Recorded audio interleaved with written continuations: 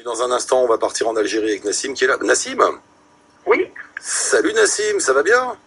salut, ça va? Ah, dis donc la gorge, ça s'est pas arrangé depuis la dernière fois, hein? C'était au Japon?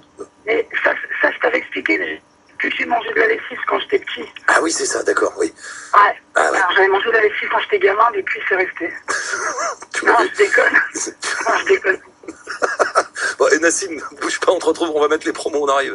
À tout de suite. Allô la planète sur le Move. Et donc avec Nassim qui est... Tu es où en Algérie, Nassim? Ah, pour le moment, je suis à Blida, à côté de Blida. Côté de Blida, je connais pas Ouais, du tout. c'est pas très loin d'Alger, c'est nord-est. Je connais pas du tout l'Algérie, c'est comment Blida? C'est grand? 50 bornes je suis à 50 bornes d'Alger. Ouais, c'est quand même une grande ville, Blida, ouais. Et c'est beau, c'est au bord de la mer forcément, non? Oui. Allô?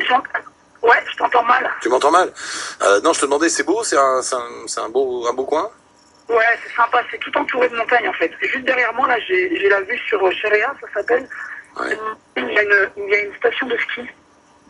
Ah là là, j'adore ça. Donc tu fais du ski et tu redescends et hop, tu vois la mer. C'est pas trop l'époque là, hein, j'ai envie de te dire, il fait 33 degrés l'après-midi. Plutôt là, cet après-midi, c'était plutôt baignade. Et alors, Nassim, qu'est-ce que tu fais en Algérie là? Bon, la dernière fois, tu étais au Japon. Ouais, j'étais chez Jalal d'ailleurs, que j'ai vu il y a pas longtemps en France. Et t'es repassé. Qu'est-ce que t'as fait? T'as fini ton tour du monde depuis? Et ben alors après le Japon, j'ai enchaîné les États-Unis, Ouais. descendu jusqu'à la frontière mexicaine. Belle balade. Et franchement, j'étais rincé et du coup, je suis rentré en France. Alors, je devais repartir et Hélène, qui était avec moi, donc mon amie qui m'accompagnait, elle est repartie, elle a fait Pérou-Bolivie. Donc, du coup, elle a fait l'Amérique latine, elle a continué le projet là-bas. Donc, le projet des dessins, donc Dessine-nous ton monde. Ouais, on va y revenir dans un Et instant. voilà. Mais attends, quand tu dis que t'étais rincé, c'est-à-dire t'étais fauché ou t'étais crevé, t'en pouvais plus? Et ben, un peu des deux, hein. Je t'avais... En fait, j'ai pris... Non, mon portefeuille, il a pris une bonne claque au Japon. Bah, il a repris le retour aux États-Unis quand même, hein. Bah oui, t'as fait une erreur, t'as enchaîné 2 pays chers, là, c'est... Ouais. Je sais pas. Cela dit, le Japon, ça allait parce que j'étais logé. Mais ouais, les États-Unis, je m'y attendais pas du tout. Et je débarquais de l'Asie du Sud-Est où, tu sais, tu poses ton sac, tu arrives à la gare, tu trouves un hôtel tout de suite, une guest house. Ouais. Là-bas, si tu réserves pas, tu te fais allumer chez les ricains, quoi. C'est cher, hein, les États-Unis, mine de rien. Ouais, c'est cher et puis tout est démesuré. Ouais. T'as traversé les États-Unis, c'est-à-dire que vous êtes arrivé où On a fait Tokyo, Los Angeles. Ah d'accord. Et après, ouais. Voilà, et du coup, après, on a remonté toute la côte californienne jusqu'à San Francisco. Ah, c'est beau ça. Et après, ouais, c'était magnifique. C'est une super route. Ça. Ouais, super beau, quoi. La route numéro 1, ils appellent ça vraiment, vraiment magnifique, quoi.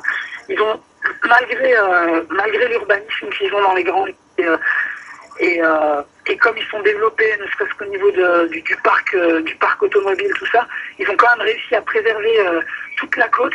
Et les parcs nationaux, ils sont mais parfaits, quoi. On a fait Sequoia National Park, c'est mais magnifique. D'ailleurs, je conseille, si un jour vous avez l'occasion, voilà, de louer une voiture ou d'avoir une voiture et de faire la route qui longe la mer, qui longe l'océan, de Los Angeles jusqu'à San Francisco. San Francisco, ouais. C'est une super route, c'est marrant, il y a plein de petites villes, c'est beau, c'est vraiment une belle balade, quoi. C'est très très sympa, ouais. C'est ce qu'on a fait, nous, d'ailleurs. On a loué une caisse et on est parti 10 jours avec, quoi.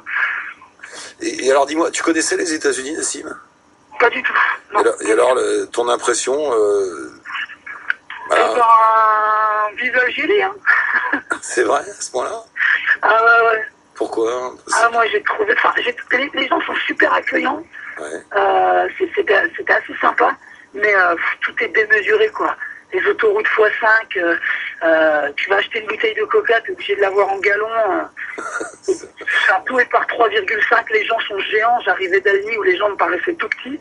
Là c'était complètement différent, quoi. Et puis, ça va vite, quoi, aux États-Unis, ça va très vite. Ah, c'est la démesure américaine qui tu te sens étouffé un peu, c'est ça, un peu, ouais. Ouais. Heureusement qu'il y a eu les parcs nationaux qu'on fait un peu une espèce de soupape. Mais ouais, en ville, enfin moi, Los Angeles, j'ai pas aimé du tout, quoi. Ah, c'est particulier. Je suis partagé sur Los Angeles parce que c'est pas beau, t'as l'impression d'être dans une succession de banlieues sans ville, finalement, avec des autoroutes, tout ça. Et puis, d'un côté, je trouve ça fascinant, il y a une espèce d'esthétique urbaine un peu folle, comme ça, qui est... À côté de ça, j'ai adoré San Francisco, quoi. San Francisco, il y avait une ambiance, il y avait une architecture, il y avait... et puis la ville en elle-même, je trouvais qu'elle envoyait, quoi, par rapport à Los Angeles où... donc, moi, je m'y suis pas plu, en tout cas. Bah, Los Angeles, c'est sauvage, quoi. C'est plus dur. C'est la jungle. Ouais. Tu sens que c'est vraiment Ouais, le truc. Tu viens, tu fais ton fric ou t'es éjecté, quoi. d'accord. Tandis que, oui, c'est plus agréable, San Francisco. Et puis, voilà, j'ai une petite anecdote avec un policier. Là, on partait de San Francisco, on s'est arrêté dans un parc national qui s'appelle, c'est rigolo, c'est un nom français, Anthony Chabot. Ouais. Alors on s'arrête dans ce parc, on se balade la journée, la première nuit on va au camping et puis on se dit merde quoi, $20 pour dormir dans la bagnole, demain on va dormir en dehors quoi. Du coup on s'est mis dans un petit parking et à 1h du matin on a été gentiment réveillé par un flic américain et quand j'ai ouvert le carreau, j'avais le taser sur la tempe. Non. À 1h du matin au réveil, il faut l'enchaîner en américain. Wow. Désolé, je suis un touriste. Ah oui, ça c'est ça qu'il faut dire tout de suite, ouais. Touriste, French touriste. Direct, quoi. French tourist, I'm very sorry, avec l'accent bien français. Ouais, c'est ça qu'il faut faire. Surtout ne pas dire algérien, hein. Non, j'ai évité de dire ça. Ouais. Après Guantanamo direct, on te retrouvait plus. Ah ouais, c'est clair. Quand ils m'ont vu arriver, je te cache pas que quand ils m'ont vu arriver à la douane, les Américains, ils m'ont mis de côté. Hein. C'est vrai? Ah ouais? Ah, ils m'ont mis de côté, ils m'ont gardé une petite heure avec des questions un peu pourries. Ouais. Avez-vous de la famille au Pakistan? C'est vrai? Oh merde. Faut pas que j'y aille, moi, alors. Pardon. Non, ouais. Bah oui, ils se sont méfiés, quoi. Ils ont dit un arabe, allez hop, quoi. Tu sais, ils mélangent tout. Hein. Comme remarque, il n'y a pas que, tu me diras. Ouais. Et alors, après, vous êtes descendu au Mexique? De quoi? Et après, vous êtes descendu au Mexique, c'est ça? Non, on est à la frontière et puis après, moi j'étais rincé, je suis retourné à Los Angeles et on est rentré. Voilà. Et là, je me fais 15 jours. Bah, du coup, elle a fait l'Amérique latine, Hélène, pour aller faire des dessins. Et comme on avait passé le continent africain et que je suis originaire d'Algérie, je vais le faire l'Algérie là tranquillement. D'autant que j'ai 2-3 contacts dans des écoles ici. Bah, là, je te parle, je suis au sein d'une faculté. Là, je suis en plein milieu de la faculté de l'hydraulique. C'est une très très grande université qui s'occupe de tout ce qui est génie hydraulique, quoi, tout ce qui forme les ingénieurs en eau. Voilà, et après je vais aller dans un tout petit village au-dessus de Tiyozo qui s'appelle Aguni Garland. C'est mon village. Et du coup là-bas j'ai des contacts dans une école primaire. Donc je vais aller y faire un petit tour et faire du dessin avec des gamins. Oui, parce que le projet, alors ça se rapproche, mais c'est pas tout à fait. On avait notre ami Charles qui est au Sénégal là tout à l'heure, qui lui fait faire des dessins aux gosses, mais c'est pas tout à fait la même démarche. Vous, tout le tour du monde, à chaque fois, vous faisiez faire des dessins aux enfants pour qu'ils décrivent leur monde, hein, c'est ça? Ouais, alors le principe était très simple. On prenait contact sur place, on essayait de trouver quelqu'un qui pouvait nous traduire notre projet. Cela dit, notre projet était en soi assez simple à expliquer, c'est que on rentrait en contact avec les enfants et on leur demandait tout simplement dessine-nous ton monde. Voilà. Alors ça peut être à la fois ton passé, ton futur, tes envies, ce qui t'entoure. Et c'était quand même assez rigolo parce qu'on a eu des choses à la fois assez insolites et puis des choses d'un pays à un autre qui se ressemblent. C'était quand même... et puis du coup, ça permet de voir un peu comment l'éducatif se passe à travers le monde, quelles en sont les similitudes, quels sont les points divergents, et d'essayer de faire des liens avec tout ça. Est-ce qu'il y avait une conclusion à tout ça? C'est quoi? C'est il vaut mieux être gamin en Occident?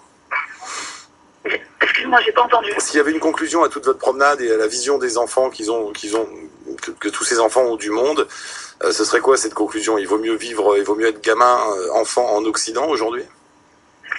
Non, je pense pas, non. C'est vrai? Non, je pense pas. Je pense que les gamins, ils aspirent tous à la même chose et ça ressortait sur les dessins, notamment des grands espaces verts, des grandes rivières, des grandes maisons, des grandes montagnes, du soleil, des poissons, beaucoup d'animaux, de la nature, quoi. C'est la vrai, nature et quand je vois ce qu'on a aujourd'hui, ça fait un peu flipper, quoi. Ah, c'est ça qui ressort. Ah, c'est marrant. Ouais. Ils t'ont pas dessiné des grandes villes, je sais pas. Très peu, un peu en Malaisie. En Malaisie, j'ai eu un peu de. En Malaisie, il y a eu un peu de les tours Petronas parce que c'est un peu le symbole, tu vois. En France, on nous a fait la Tour Eiffel. Ouais, normal. Voilà. Donc maintenant, je vais voir en Algérie ce qu'on va nous faire. En Algérie, À Alger, la capitale, on a un peu ce qu'on appelle la tour Eiffel algérienne, quoi. Ça s'appelle Makam Chahi. C'est un gros monument qui domine Alger. Alors, je me demande si vont me dessiner les petits enfants algériens, je verrai bien. Ah bah tu nous diras. Tu nous diras, Nassim. Pour tous ces dessins, je sais derrière vous allez vous avez envie de faire un livre, une expo, des choses comme ça, j'imagine. Ouais. Ça. Alors l'idée c'est de rassembler tous ces dessins et donc de faire une expo. Alors on a un peu creusé l'idée. On va essayer de produire des cartes postales. Les cartes postales, on va essayer de les vendre à la donation, quoi. C'est-à-dire que l'expo, il y aura les cartes postales, les gens passent, prennent une carte postale, filent une petite pièce, et avec ça, c'est ce qui m'a permis de financer le bouquin, je pense. D'accord. Voilà. Bon, de toute façon, voilà. Nassim, tu sais quoi, de toute façon, tu nous tiens au courant, toi et Hélène, on reste en contact. J'aimerais bien t'avoir un peu plus. Alors peut-être que tu restes combien de temps? Tu restes 15 jours en Algérie, tu m'as dit ça?